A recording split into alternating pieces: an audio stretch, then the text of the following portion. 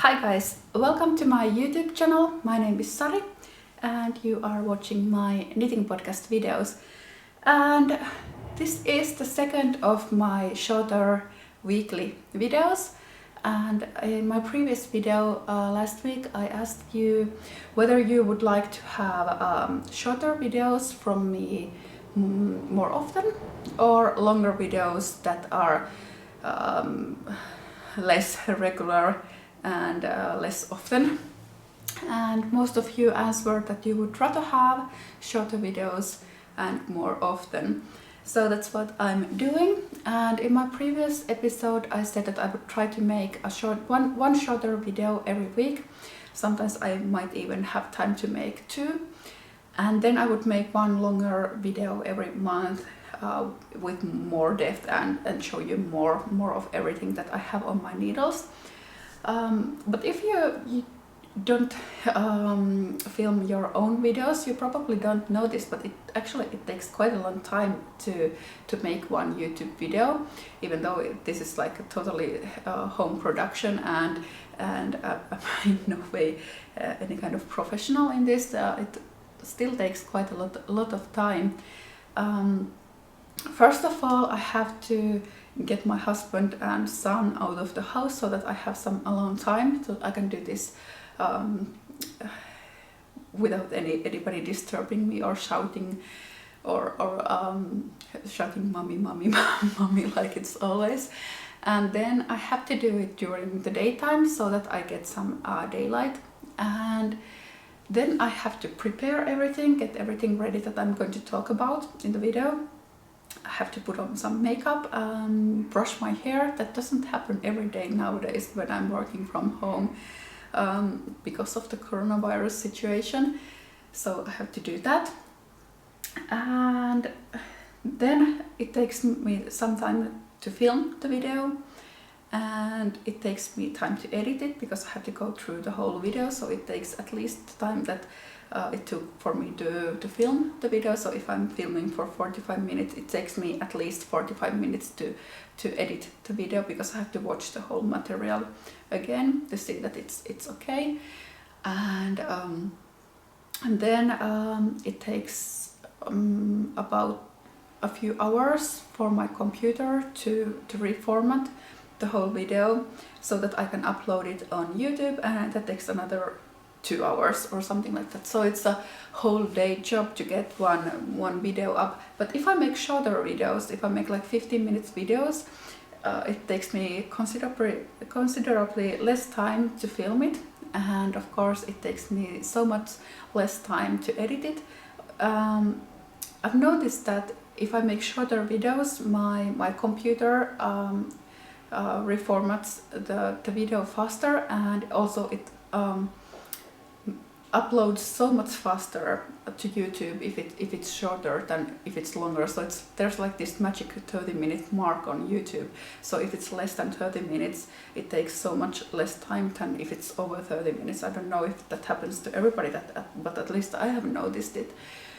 So that's why it takes me actually less time to put out 2 15 minutes videos than it would take me to film and edit and upload one 30-minute video, even though that sounds funny, but that's true. So that's why I decided to start making these shorter videos, because it's easier for me to find time to film a 15 minutes video rather than a 45-minute video. But I will try to make a longer video every month to show you more of the things that I have on my needles, because for these shorter videos I have decided to concentrate on 2 things only per episode. And today those 2 things are sock knitting and test knitting. And I'll start by talking a bit about sock knitting. And if you have been following me on Instagram and on YouTube, you probably know that I kind of only knit socks during summer. Well, this year I have also made the Midnight Dancer and the ballerina socks during the winter. But for example, the Laura socks, they were design commission, but usually I only knit socks for myself, or for fun. I knit them during summer and not that much during winter. And now I'm really in the sock knitting mood, and I've been working on this is my third sock pattern or sock design that I'm working on in a very short time, and I'm trying to get all these 3 patterns ready for May 1st, because I want to put out like this kind of like a poetry collection. It's going by the name Poetry Collection because it's socks inspired by my poet pullover. And these were the first socks that I made. These were the socks that I kind of got my knitting mojo back after all this like coronavirus quarantine. And these are this is the same pattern that I used for the poet pullover, which is one of my most popular patterns. And I really loved working on them, and I kind of like wanted to make more of the poet socks. So I decided to make 2 variations of the same theme. So I started the Ballad socks, and these have the same kind of pattern as the poet socks. So they both have this V-shape lace, and then a diamond-shaped seed stitch here in the middle. But this is kind of like a scaled down pattern from the poet, and I'm calling them the Ballad socks. And these were knitted using Malabrigo Sock. The colorway is called Pearl, and it's 100% Merino sock yarn. And these are Wool Me One's sock, Merino sock, and the colorway is called Aslan. You can see here, this one. And this is actually the same colorway as the pullover I'm wearing. This is my Auer pullover. I just released the pattern last weekend, or a week ago. And this is also from Wool Me One's. This is their Merino combined with their Kid Silk Mohair. Kid Mohair silk, I always say that wrong. And it's the same colorway, Aslan, for both of the yarns. So this, all of these 3 yarns that I have used are the same colorway. It looks a bit different on different bases, but anyway, the Ballad socks are also now done. I have finished both pairs, but I haven't blocked the second sock because I wanted to show you how my knitting looks like when it's straight off the needles. So it's not that pretty and smooth as this one, but it looks like this. And I kind of wanted to show you this because I don't think people talk about blocking enough.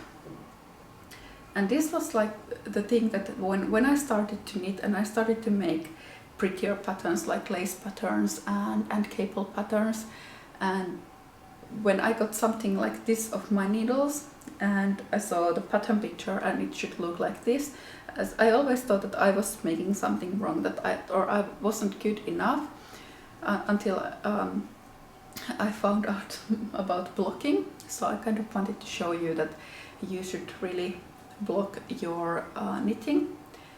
And how I do it, I usually put this in a basin of water, like hand warm, lukewarm water, and let it soak there for a while so that I can see that it's thoroughly wet.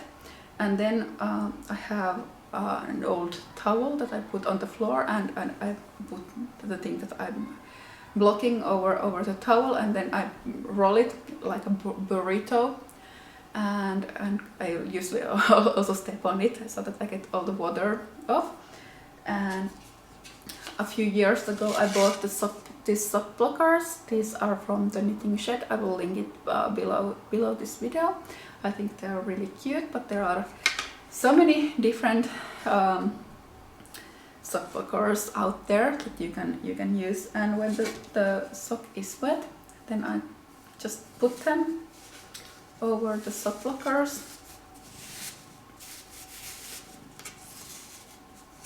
This, and I usually also like smooth them with my hands so that all the stitches open, and then just leave it to dry. I usually hang these from the ears somewhere to dry, and takes about 24 hours, something like that, for them to completely dry, and then you can just take it off and it should look so much better. Sometimes when I'm lazy, I just iron them, just the normal clothes iron, but I use the steam function, so I put the steam as high as I can and then carefully iron my socks. So that's how I make my socks really pretty. And I usually do that every time. If I have to wash my socks, I block them after that, because after washing they usually go back to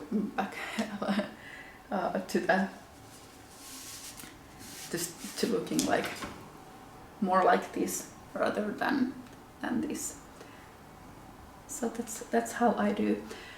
And I started a third sock, the last sock of the poetry collection, and here's the sock. So I made the heel already and started the gusset decreases, and I'm calling this one verse. So it's just one verse of the poet pattern. So this is the same one pattern repeat of the poet pattern, and then there's a seed stitch on the side, so there's also the same pattern here at the back of the foot. It's going to look like this, and I'm going to continue with the pattern all the way to the toes, and then there's going to be the seed stitch on the sides. So this is the last one, and this yarn is from the lovely Annabel Williams. I have used quite a lot of her yarns, and it's Romney pure sock, so there's no plastic in this yarn, so it's a non-superwash 100% wool yarn, and this is the colorway Dusk. Here we go. So that's the last sock, and I decided to start the summer sock knit along that I talked about a few videos back. So the first pattern from the summer sock knit along will be the poet socks that I said that will be launching on May 1st.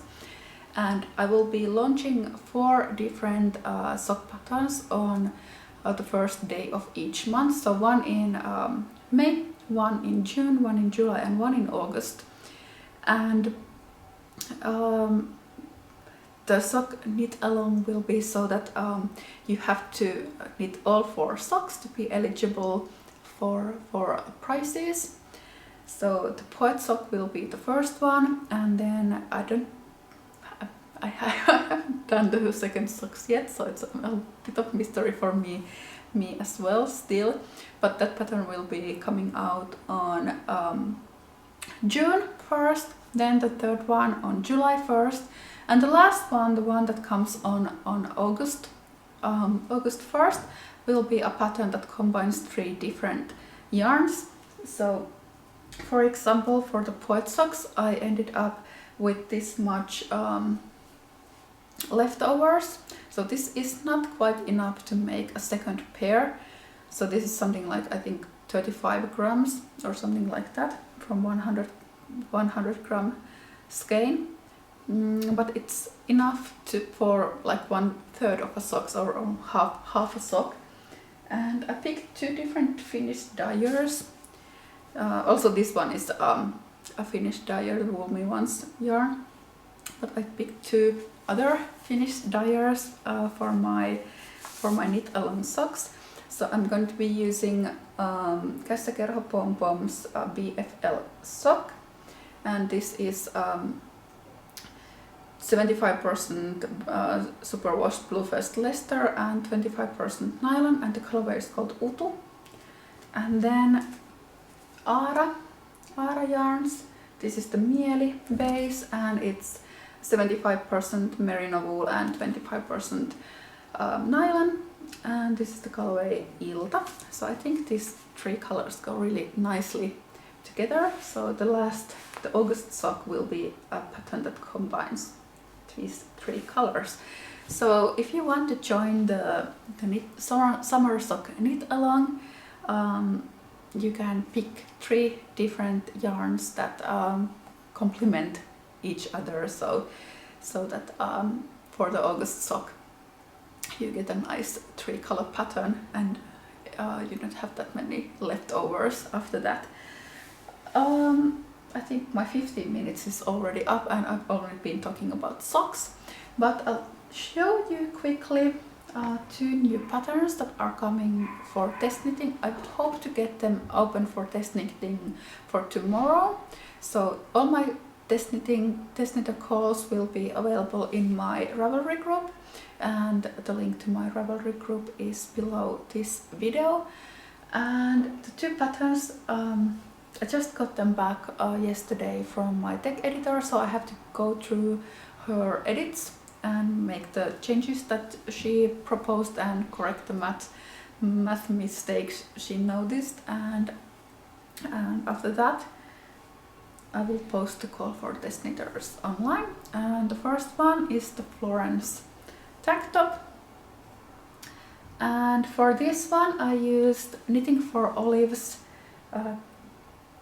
pure silk, which is a light fingering weight yarn, but I held it double, so you can either use a fingering weight yarn held double, or you can use a DK weight yarn. I'm giving options for both.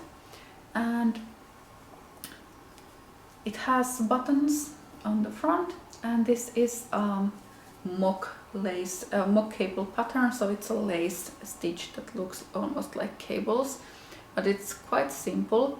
But the trick is that you have to knit it both on the wrong side and the right side. So usually most of the lace patterns that I have been working with are so that you do them on the right side, and then the second round or row is always kind of like a rest round, so that you don't do any decreases or yarn overs. But for this one, the yarn overs and decreases happen on every row, so you also have to be comfortable working with lace from the wrong side of the work. But other than that, this is quite a simple pattern, and I'm not sure if I mentioned the name. It's called the Florence Tank. And the second one is the Monica Geller t-shirt. It's now finished, except that I haven't woven in the last yarn ends, so typical of me. So here's two last yarn ends to weave in.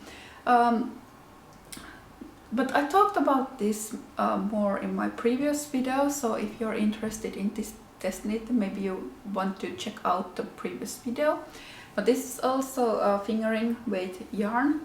I used Einrum E+2 and 3.5mm needles. So if you're thinking about your yarn choices, maybe choose something like Tuku wool fingering or Brooklyn tweed loft, something a bit more on the heavier side of fingering rather than very light fingering.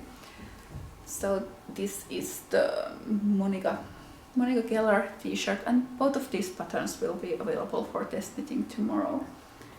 And quickly at the end, I'll show you one new pattern release coming your way next weekend. So the Rawa Pullover is finally ready for test knitting, and it was this one. So there's this cable pattern on the front of the pullover, and it has dropped shoulders and this big turtleneck collar. And I used a Retrosaria Vovo for this one and combined with Isagar Silk Mohair. So this is a new pattern coming from me. But that's my 15 or maybe 25 minutes for today. And tomorrow calls for test knitters, and during maybe on Friday the Rawa Pullover coming out. That's about it.